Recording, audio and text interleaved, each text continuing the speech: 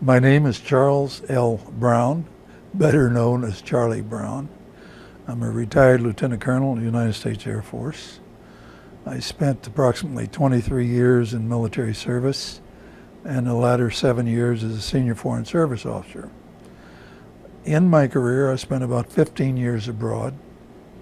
I started out as an enlisted man in the Army, in the West Virginia National Guard in the fall of 1939, enlisted in the regular U.S. Army in the Signal Corps in June of 1940 upon graduation from high school. Started training as a pilot in July of 1942, was commissioned as a second lieutenant pilot in April of 43. Trained as a B-17 pilot aircraft commander, went to Europe, arrived there early November of 1943, commenced combat as a B-17 pilot on 13 December 1943, flew my 29th and last complete mission on the 11th of April 1944. Combat during this period was fairly severe. I just completed a survey of my 31 attempts at missions, and every time we went into the air, we had 235 casualties during those 31 missions. And anyway, very fortunate to complete it.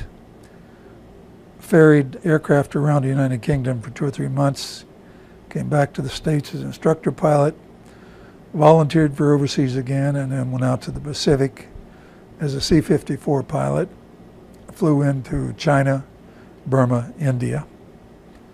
Left the service December of 45, 1 year of college, very bored, back into the Army for a year, went to Japan as a military police officer and ended up commanding a counterintelligence unit.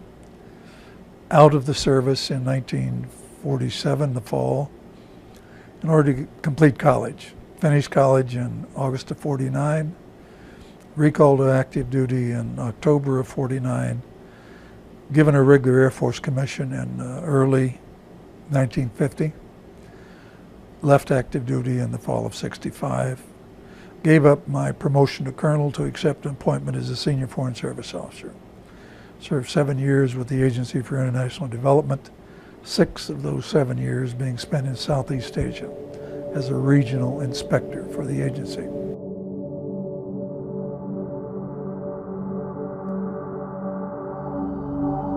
Basically because of my counterintelligence training and police work in an outfit called Office of Special Investigations. Since I had one of the few pilot-trained investigators, I ended up doing a lot of investigations of unusual aircraft accidents in which sabotage was suspected, and as a consequence became acquainted with some outstanding scientists and worked with the Air Technical Intelligence Center on a project called GRUDGE. At that time, Office of Special Investigations was a worldwide investigative unit in the Air Force, and were given the responsibility of investigating what became known as unidentified flying objects. The title within the center was Project GRUDGE. My job was the District DO5 of Wright-Patterson. We received these worldwide reports, and my job was to hand carry these reports over to the technical center and coordinate them with the project officer, answer any questions from an investigative viewpoint that I could assist on. And I did that for approximately 2 years until the fall of 1951. When I left Wright-Patterson, Colonel Dunn was nice enough to give me a 2-page letter of appreciation for my work with Project GRUDGE. And so far as I know, that is certainly one of the early formal recognitions of work of an Air Force officer with Project GRUDGE. Now, the behind-the-scenes efforts that could have been going on simultaneously, fortunately, I was not privileged to. But I did gain a feeling in that many of the investigations were never answered. Normally in the investigative field, you have an allegation of something, or in the case of a UFO, a sighting, let's say. You carry it through to its conclusion and a result. And in many of those instances, although it's been a long time ago, I do know that there were no viable scientific results. And as a consequence, it developed my interest, or it sort of piqued my curiosity, if you will, into the aspect of unidentified flying objects. Having spent several hundred hours in the air at that point, I followed it throughout the rest of my Air Force career.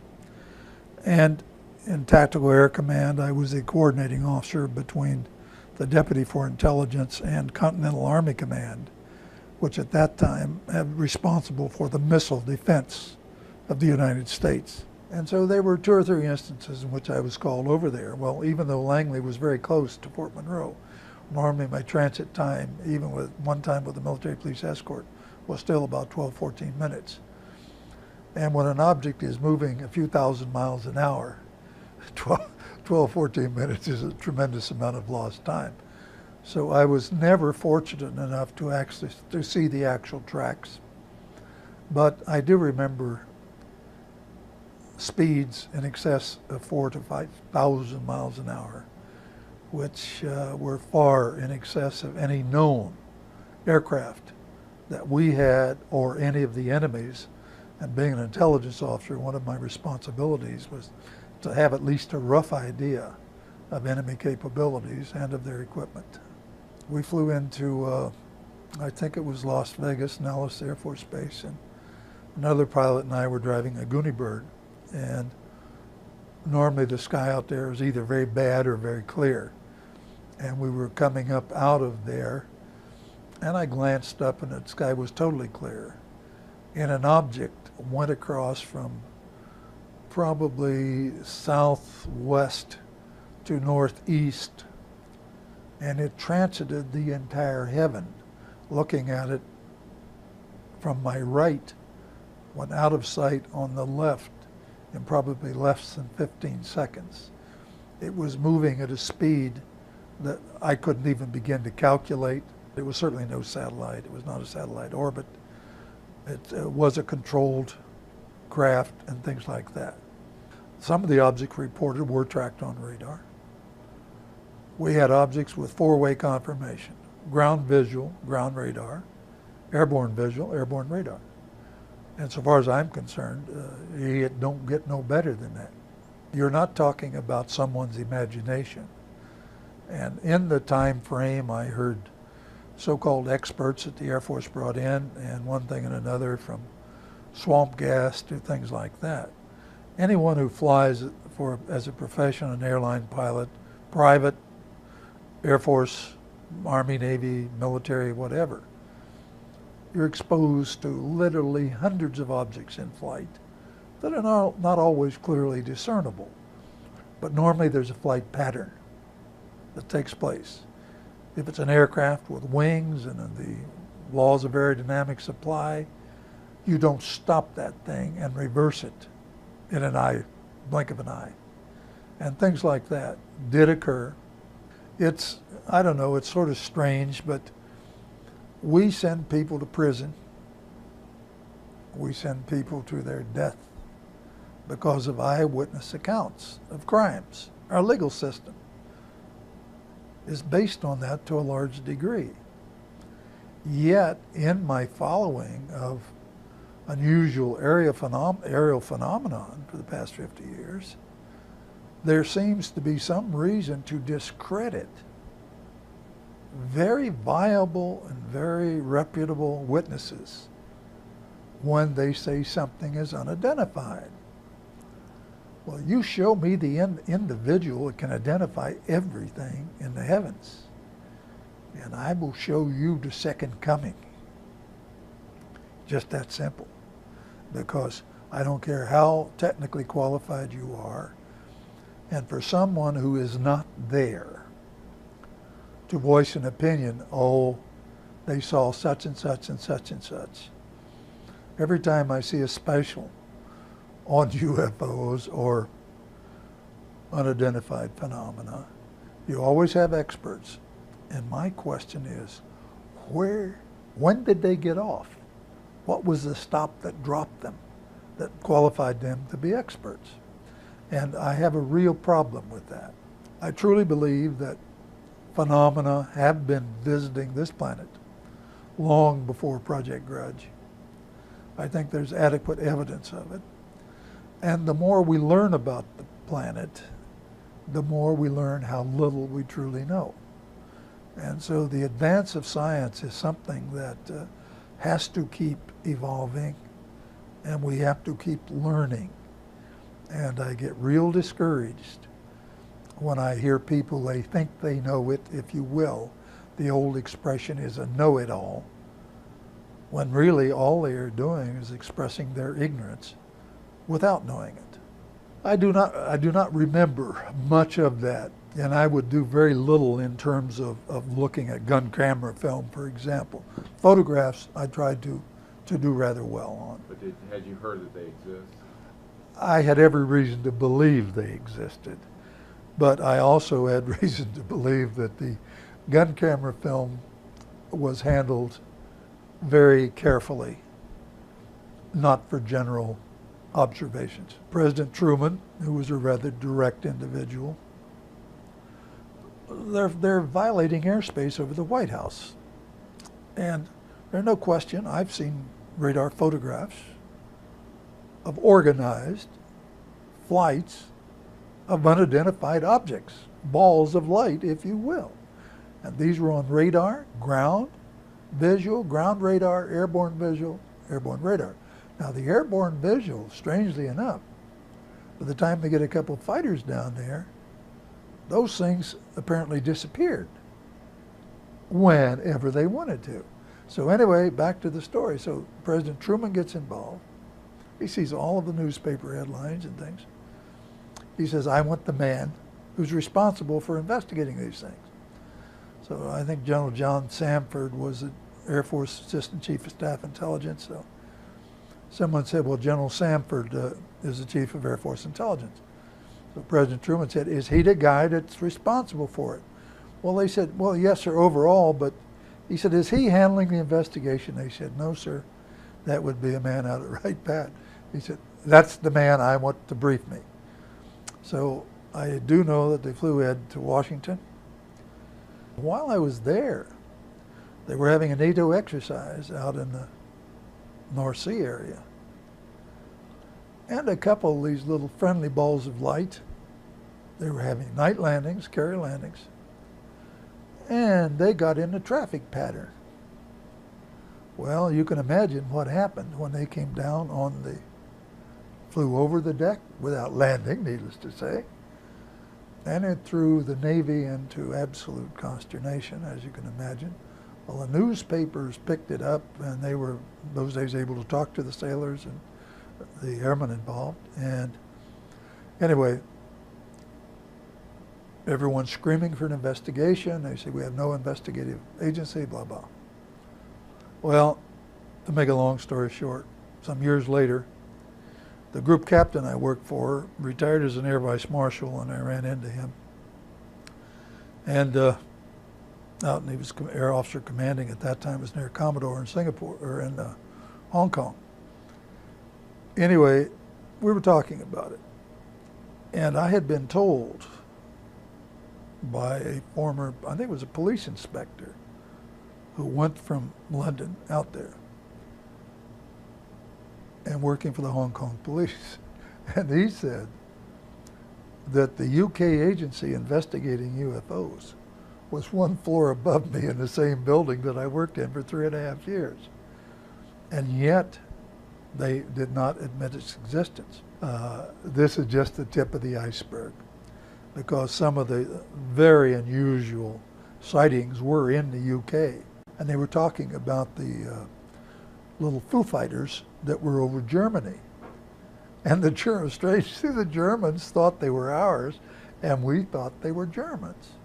Now, in the real world, balls of light do not have a place being guided by an intelligence, being airborne, and causing consternation or playing games.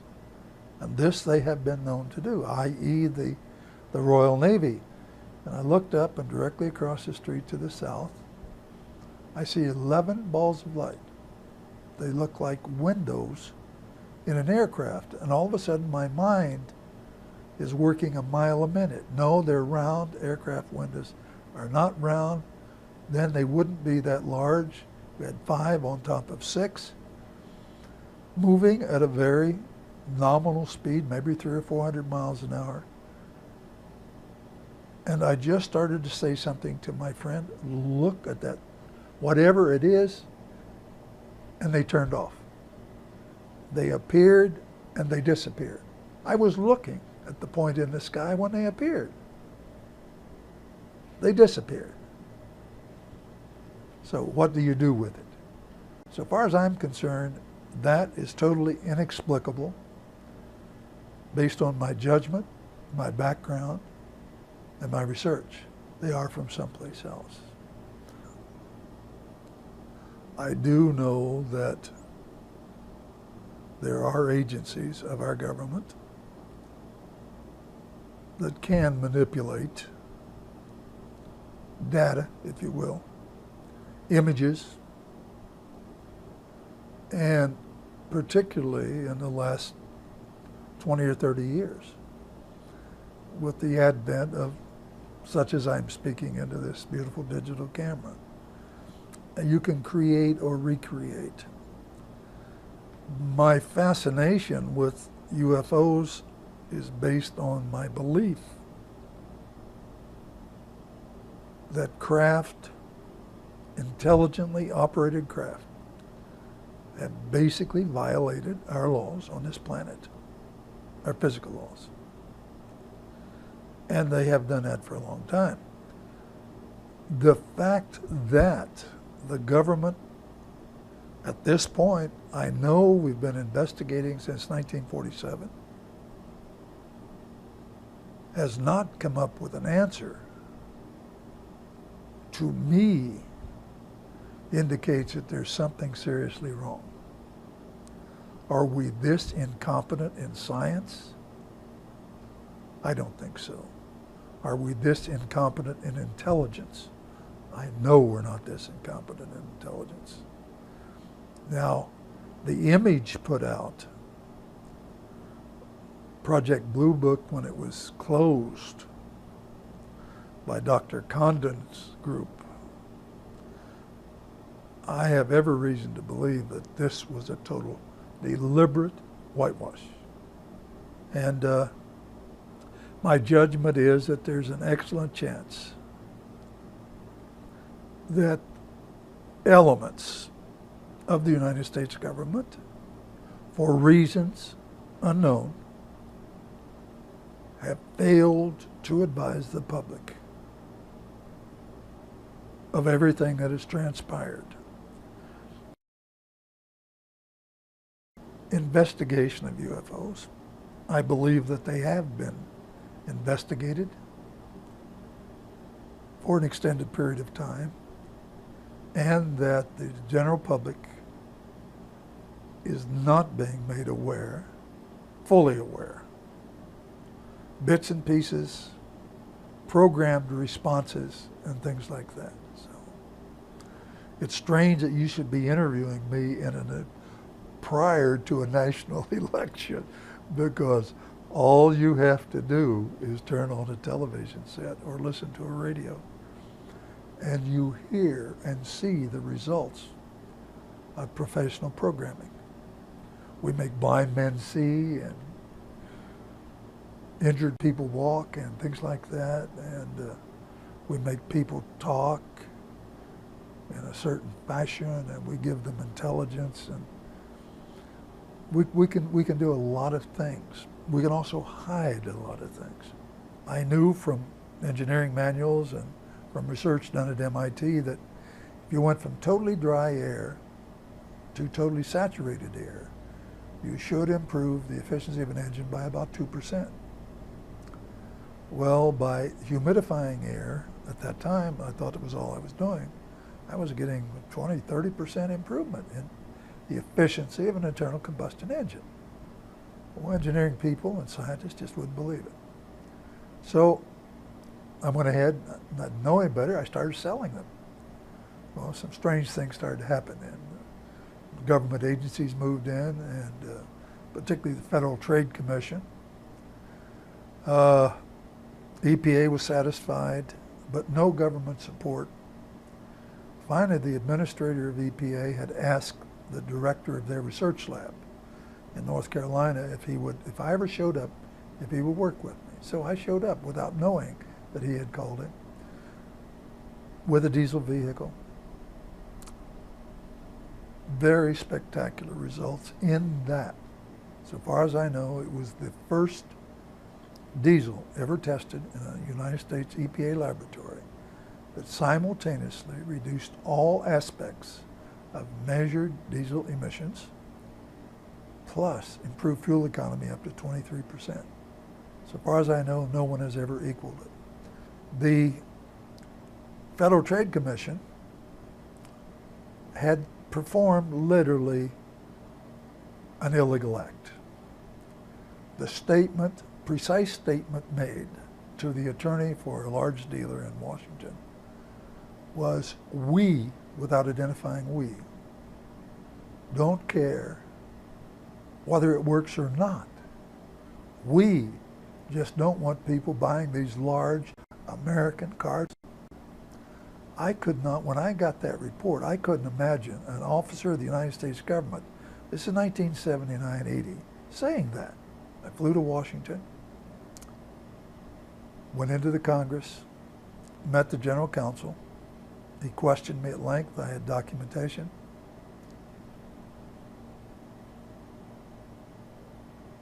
He then said they would act on that. When I pointed out the unfairness of the FTC aspect by documentation, he wrote a scathing letter to the chairman of the Federal Trade Commission. Sent me a copy of it. Within 3 weeks from that date, I lost my vehicle, about $100,000 worth of equipment, a test vehicle, stolen. I had sponsored the U.S. Army race team on a little Sprite racing car. They stole my unit off of that car after we had just won the thing. The captain of the Army race team was a master sergeant in the Army who had created a supercar, and they stole that car from the U.S. Army in Van Nuys, California. So in 3 weeks, psychologically, I was wiped out. This is no longer just talk. There's a real world out there. And as one who had engaged in, been in and around the combat zone 9 years of my life, to have to come back to this in 15 years abroad, it was quite traumatic. So finally, after a project that I went into with the Maritime Administration, which was very successful, the conclusion was I could either add, I modified one engine on a towboat, push towboat. I could either add 20% in horsepower or 20% in fuel reduction at the same time, simultaneous with reducing emissions by 40%. Near the end of the project, 2 months before, MARAD said, our agreement's off, we're going to cancel the project. And I said, you can't do this, we've done it. I said, well, I'm going to finish the project. The agreement was 50-50. I paid for the last 2 months of the test. At this point, when I finished the project, they said, we don't want 50 copies, we're not going to distribute it, we only want 10. Not only that, we want all of your notes and all of your records. I'm saying, you really don't have a right to those. Yes, we do, we paid for them. So you don't argue with the government. So I made copies of everything I had, several copies, distributed them at various points, and sent them the originals of all of this. What I did not know at the time I put in a call to the chief engineer who had set up the project. He was never available. The number 2 engineer was never available. So I finally called the controller. And he said, they're no longer with it. I said, what are you talking about? He said, they have eliminated the research division of the Maritime Administration. So someone did not want this concept to be successful. At 2 minutes after midnight, just into my birthday, a call come into my room. I'm just getting ready for bed. I'd gotten back from a little restaurant nearby. Please get out of your room, sir, immediately. And I said, well, if you tell me who you are and why, I'll get out. Well, this is the desk clerk, and this poor man's voice was breaking. He said, we've just got a call. There's a bomb in your room. I said, I don't think I'll discuss this any further, so I hung up, went out. Low motel, single thing. By this time, they're evacuating the whole motel. People get out, 12:30 at this point in the night. Police come, huge numbers, and the fire department, and one thing and another. And so I said, I'll check into a Holiday Inn, which I did. Parked, lighted area right in front of the front. This beat up old car. I let the outside go down, but the mechanics of it, and I had several thousands of dollars worth of equipment in. Next morning, 6:45, I look out, there's a blank space where my car was. They'd stolen my car.